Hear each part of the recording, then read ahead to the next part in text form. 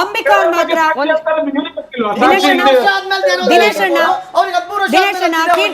ಕೀರ್ತಿ sir Dinesh ಅಣ್ಣ ಅಂಬಿಕಾ ಅವ್ರು ಮಾತಾಡ್ತಿದ್ದಾರೆ ಕೇಳಿಸ್ಕೊಳ್ಳಿ 2015 ಅಲ್ಲಿ ಇವಾಗ ನೀವು ಓದಿದ್ರಿ ಬ್ರೈನ್ ಮ್ಯಾಪಿಂಗ್ ಆಗಿದೆ ಫರ್ದರ್ ಬೇಡ ಅಂತ ಹೇಳಿ ಅದೇ ಸಿಬಿಐ ಕೋರ್ಟ್ 2017 ಅಲ್ಲಿ 319 ಅಪ್ಲಿಕೇಶನ್ ಆಗುತ್ತೆ ಇಂಪ್ಲೀಡ್ ಮಾಡಿ ಅವರನ್ನು ಹೇಳಿ ಅದೇ ಸಿಬಿಐ ಕೋರ್ಟ್ ಆಮೇಲೆ 2017 ಇನ್ನೊಂದು ಹಾಕ್ತಾರೆ ಅವರು ಅದು ಸ್ಟೇ ತರ್ತಾರೆ ನಮ್ಗೆ ಇಂಪ್ಲೀಡ್ ಮಾಡೋ ಅಪ್ಲಿಕೇಶನ್ ಮೇಲೆ ಹೈಕೋರ್ಟ್ ಹೋಗಿ ಈ 3 ಜನ ಸ್ಟೇ ತರ್ತಾರೆ 2017 ಮೇಡಮ್ ಇದು 2015 ಅಲ್ಲ ಇಂಪ್ಲೀಡ್ ಮಾಡಿ ಹೇಳಿದಕ್ಕೆ ಸ್ಟೇ ತರ್ತಾರೆ ಆಮೇಲೆ ಫರ್ದರ್ ಇನ್ವೆಸ್ಟಿಗೇಷನ್ ಆಗ್ಬೇಕಂತ ಇನ್ನೊಂದು ಇದೇ ಸಿಬಿಐ ಅಪ್ಲಿಕೇಶನ್ ಆಗುತ್ತೆ ಫರ್ದರ್ ಚೀಫ್ ಆಗುವಾಗ ಯಾರ್ದು ಹೆಸರು ಇರ್ಲಿಲ್ಲ ಅದಕ್ಕೆ ಯಾಕೆ ಕ್ವಾಶ್ ಮಾಡಿಸಿದ್ರು 3 ಜನ ಅವ್ರಿಗೆ ಏನ್ ಸಂಬಂಧ ಇತ್ತು ಈ ಕೇಸಿಗೆ ಅವ್ರು ಬಂದಾಗ ನಾನು ಆ ಪ್ರಶ್ನೆ ಡೆಫಿನೆಟ್ಲಿ ಕೇಳ್ತೀನಿ ಬಟ್ ಇವಾಗ ನೀವ್ ಹೇಳಿ ಸಾಕ್ಷ್ಯ ಇದ್ರು ಕೊಟ್ಟಿಲ್ಲ ಯಾಕೆ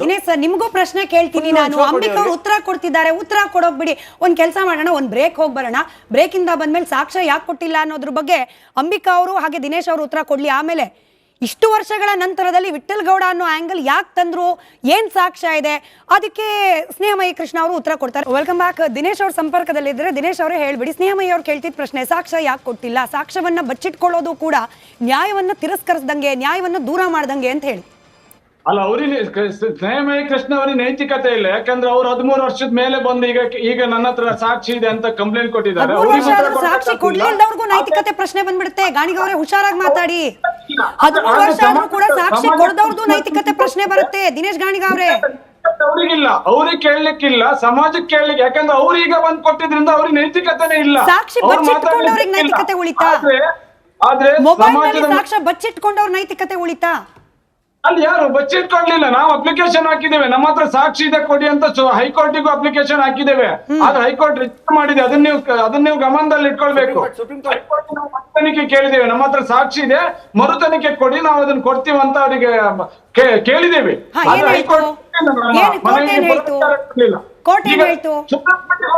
ನಾವು ಸುಮ್ಮನೆ ಕೂತ್ಕೊಂಡಿಲ್ಲ ಅಪ್ಲಿಕೇಶನ್ ಹಾಕಿದ್ದೇವೆ ನೀವು ನನ್ನ ಜೊತೆ ಮಹಾಭಾರತ ಡಿಬೇಟಿಗೆ ಬಂದೇನೆ 1.5 ತಿಂಗಳು ಆಗ್ತಾ ಬಂತು ಸರ್ ಪ್ರಕರಣ ಸರಿ ಸರ್ ಇನ್ನ 15 ದಿನ ಬಿಟ್ಟು ಬಿಡೋಣ ಮಾಫಿ 1 ತಿಂಗಳು ಸರ್ 1 ತಿಂಗಳಿಂದ ಸುಪ್ರೀಂ ಕೋರ್ಟ್ ಹೋಗ್ತಿದೀವಿ ನ್ಯಾಯ ಬೇಕೇ ಬೇಕು ಸರ್ ಸೌಜನ್ಯ ನ್ಯಾಯ ಎಷ್ಟು ಬೇಗ ಸಾಧ್ಯನೋ ಅಷ್ಟು ಬೇಗ ಬೇಕು ನಾವು ಸುಪ್ರೀಂ ಕೋರ್ಟ್ ಹೋಗಿ ಅಂತ ಕೇಳ್ತಿರೋದು ಬೇರೆ ಯಾವ ಕಾರಣಕ್ಕೂ ಅಲ್ಲ ಸರ್ ಬೇಗ ಸಿಗ್ಲಿ ನ್ಯಾಯ ಯಾರೇ ಆಗ್ಲಿ ಷಡ್ಯಂತ್ರಗಳು ಯಾರೇ ಆಗ್ಲಿ ದಿನೇಶ್ ನಿಮ್ಮ ಕಳಕಳಿಗೆ ನಮ್ಮ ಅಭಿನಂದನೆ ಇದೆ ನಾವು ನಿಮ್ಗೆ 1.5 ತಿಂಗಳು ಹಿಂದೂ ಕೂಡ ಹೇಳಿದ್ದೇವೆ SIT ಅಲ್ಲಿ ಏನು ಚರ್ಚೆಗಳಾಗ್ತಿದೆ SIT ಅಲ್ಲಿ ನಾವು ಕೊಟ್ಟಿದ್ದೇವೆ ಅವರಿಗೆ ಸಾಕ್ಷಿ ಒಂದು ಸಿಕ್ಕಿದೆ ಅನ್ನೋದನ್ನ ಹೇಳಿದ್ದಾರೆ ಒಂದ್ ವೇಳೆ ಅಲ್ಲಿ ಆಗಿಲ್ಲ ಅಂದ್ರೆ ನಾವು ಕೊಡ್ತೀವಿ ಅಂತ ನಿಮ್ಗೆ ಸ್ಪಷ್ಟವಾಗಿ ಹೇಳಿದ್ದೇವೆ ಒಂದ್ ವೇಳೆ ಆ ಸಾಕ್ಷಿಯಿಂದ ನಮ್ಗೆ ತನಿಖೆ ಮಾಡ್ಲಿಕ್ಕೆ ಆಗುದಿಲ್ಲ ಅಂತ ಹೇಳಿದ್ರೆ ಆವಾಗ ನಾವು ಸುಪ್ರೀಂ ಕೋರ್ಟಿಗೆ ಹೋಗ್ತೇವೆ ಅಂತ ನಿಮ್ಗೂ ಕೂಡ ಸ್ಪಷ್ಟವಾಗಿ ಹೇಳಿದ್ದೇವೆ ಸೌಜನ್ಯ ಸಾಕ್ಷಿನೂ SIT ಕೊಟ್ಟಿದ್ದೀರಾ ಸರ್ ಸೌಜನ್ಯ ಪ್ರಕರಣದ ಸಾಕ್ಷಿ ಕೂಡ SIT ಕೊಟ್ಟಿದ್ದೀರಾ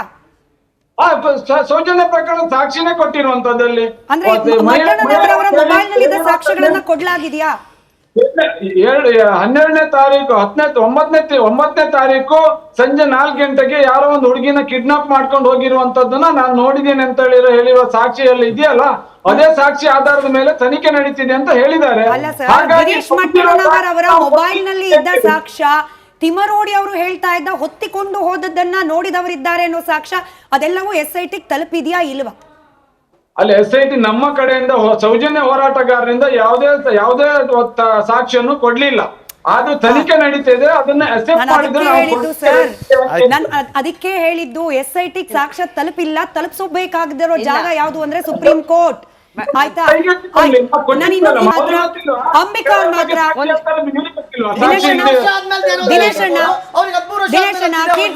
ಕೀರ್ತಿ ಸರ್ ದಿನೇಶ್ ಅಣ್ಣ ಅಂಬಿಕಾ ಅವ್ರು ಮಾತಾಡ್ತಿದ್ದಾರೆ ಕೇಳಿಸ್ಕೊಳ್ಳಿ 2015 ಅಲ್ಲಿ ಇವಾಗ ನೀವು ಓದಿದ್ರಿ ಬ್ರೈನ್ ಮ್ಯಾಪಿಂಗ್ ಆಗಿದೆ ಫರ್ದರ್ ಬೇಡ ಅಂತ ಹೇಳಿ ಅದೇ ಸಿಬಿಐ ಕೋರ್ಟ್ 2017 ಅಲ್ಲಿ 319 ಅಪ್ಲಿಕೇಶನ್ ಆಗುತ್ತೆ ಇಂಪ್ಲೀಡ್ ಮಾಡಿ ಅವರನ್ನು ಹೇಳಿ ಅದೇ ಸಿಬಿಐ ಕೋರ್ಟ್ ಆಮೇಲೆ 2017 ಇನ್ನೊಂದು ಹಾಕ್ತಾರೆ ಅವರು ಅದು ಸ್ಟೇ ತರ್ತಾರೆ ನಮ್ಗೆ ಇಂಪ್ಲೀಡ್ ಮಾಡೋ ಅಪ್ಲಿಕೇಶನ್ ಮೇಲೆ ಹೈಕೋರ್ಟ್ ಹೋಗಿ ಈ 3 ಜನ ಸ್ಟೇ ತರ್ತಾರೆ 2017 ಮೇಡಮ್ ಇದು 2015 ಅಲ್ಲ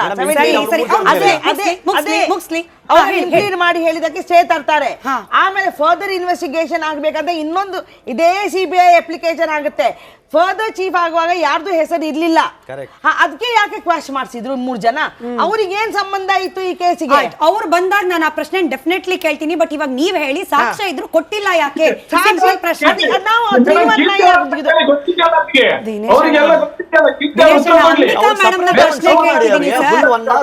ದಿನೇಶ್ ಸರ್ ನಿಮ್ಗೂ ಪ್ರಶ್ನೆ ಕೇಳ್ತೀನಿ ನಾನು. ಅಂಬಿಕಾ ಅವ್ರು ಉತ್ತರ ಕೊಡ್ತಿದ್ದಾರೆ, ಉತ್ತರ ಕೊಡೋಕ್ ಬಿಡಿ. ಒಂದ್ ಕೆಲಸ ಮಾಡೋಣ, ಒಂದ್ ಬ್ರೇಕ್ ಹೋಗಿ ಬರೋಣ.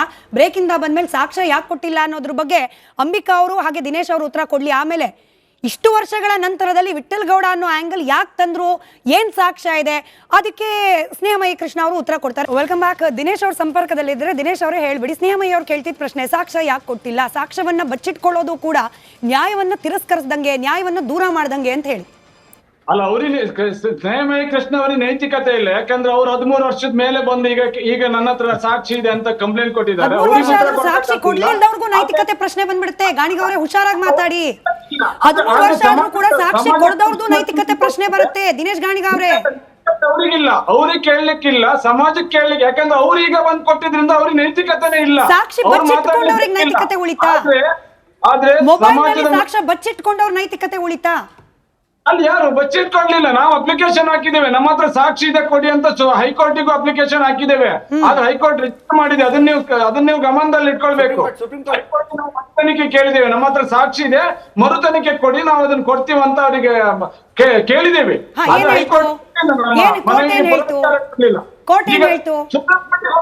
ನಾವು ಸುಮ್ಮನೆ ಕೂತ್ಕೊಂಡಿಲ್ಲ, ಅಪ್ಲಿಕೇಶನ್ ಹಾಕಿದ್ದೇವೆ. ನೀವು ನನ್ನ ಜೊತೆ ಅಲ್ಲ, ನೀವು ನನ್ನ ಜೊತೆ ಮಹಾಭಾರತ ಡಿಬೇಟಿಗೆ ಬಂದೇನೆ 1.5 ತಿಂಗಳಾಗ್ತಾ ಬಂತು ಸರ್. ಪ್ರಕರಣ ಸರಿ ಸರ್, ಇನ್ನ 15 ದಿನ ಬಿಟ್ಟು ಬಿಡೋಣ, ಮಾಫಿ. 1 ತಿಂಗಳು ಸರ್, 1 ತಿಂಗಳಿಂದ ಸುಪ್ರೀಂ ಕೋರ್ಟ್ ಹೋಗ್ತಿದೀವಿ. ನ್ಯಾಯ ಬೇಕೇ ಬೇಕು ಸರ್. ಸೌಜನ್ಯ ನ್ಯಾಯ ಎಷ್ಟು ಬೇಗ ಸಾಧ್ಯನೋ ಅಷ್ಟು ಬೇಗ ಬೇಕು. ನಾವು ಸುಪ್ರೀಂ ಕೋರ್ಟ್ ಹೋಗಿ ಅಂತ ಕೇಳ್ತಿರೋದು ಬೇರೆ ಯಾವ ಕಾರಣಕ್ಕೂ ಅಲ್ಲ ಸರ್. ಬೇಗ ಸಿಗ್ಲಿ ನ್ಯಾಯ. ಯಾರೇ ಆಗ್ಲಿ, ಷಡ್ಯಂತ್ರಿಗಳು ಯಾರೇ ಆಗ್ಲಿ. ದಿನೇಶ್ ಸರ್, ನಿಮ್ಮ ಕಳಕಳಿಗೆ ನಮ್ಮ ಅಭಿನಂದನೆ ಇದೆ. ನಾವು ನಿಮ್ಗೆ 1.5 ತಿಂಗಳು ಹಿಂದೂ ಕೂಡ ಹೇಳಿದ್ದೇವೆ, SIT ಅಲ್ಲಿ ಏನು ಚರ್ಚೆಗಳಾಗ್ತಿದೆ, SIT ಅಲ್ಲಿ ನಾವು ಕೊಟ್ಟಿದ್ದೇವೆ. ಅವರಿಗೆ ಸಾಕ್ಷಿ ಒಂದು ಸಿಕ್ಕಿದೆ ಅನ್ನೋದನ್ನ ಹೇಳಿದ್ದಾರೆ. ಒಂದ್ ವೇಳೆ ಅಲ್ಲ ಆಗಿಲ್ಲ ಅಂದ್ರೆ ನಾವು ಕೊಡ್ತೀವಿ ಅಂತ ನಿಮ್ಗೆ ಸ್ಪಷ್ಟವಾಗಿ ಹೇಳಿದ್ದೇವೆ. ಒಂದ್ ವೇಳೆ ಆ ಸಾಕ್ಷಿಯಿಂದ ನಮ್ಗೆ ತನಿಖೆ ಮಾಡ್ಲಿಕ್ಕೆ ಆಗುದಿಲ್ಲ ಅಂತ ಹೇಳಿದ್ರೆ ಆವಾಗ ನಾವು ಸುಪ್ರೀಂ ಕೋರ್ಟಿಗೆ ಹೋಗ್ತೇವೆ ಅಂತ ನಿಮ್ಗೂ ಕೂಡ ಸ್ಪಷ್ಟವಾಗಿ ಹೇಳಿದ್ದೇವೆ. ಅಂದ್ರೆ ಸೌಜನ್ಯ ಸಾಕ್ಷಿನೂ SIT ಕೊಟ್ಟಿದ್ದೀರಾ ಸರ್? ಸೌಜನ್ಯ ಪ್ರಕರಣದ ಸಾಕ್ಷಿ ಕೂಡ SIT ಕೊಟ್ಟಿದ್ದೀರಾ?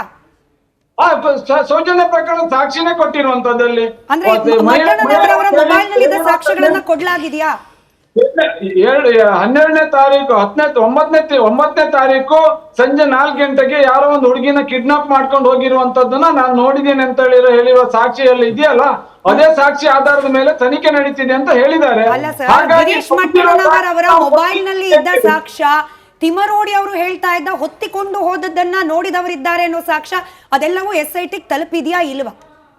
ಅಲ್ಲಿ SIT ನಮ್ಮ ಕಡೆಯಿಂದ ಸೌಜನ್ಯ ಹೋರಾಟಗಾರರಿಂದ ಯಾವುದೇ ಸಾಕ್ಷಿಯನ್ನು ಕೊಡ್ಲಿಲ್ಲ. ಅದು ತನಿಖೆ ನಡೀತಿದೆ, ಅದನ್ನ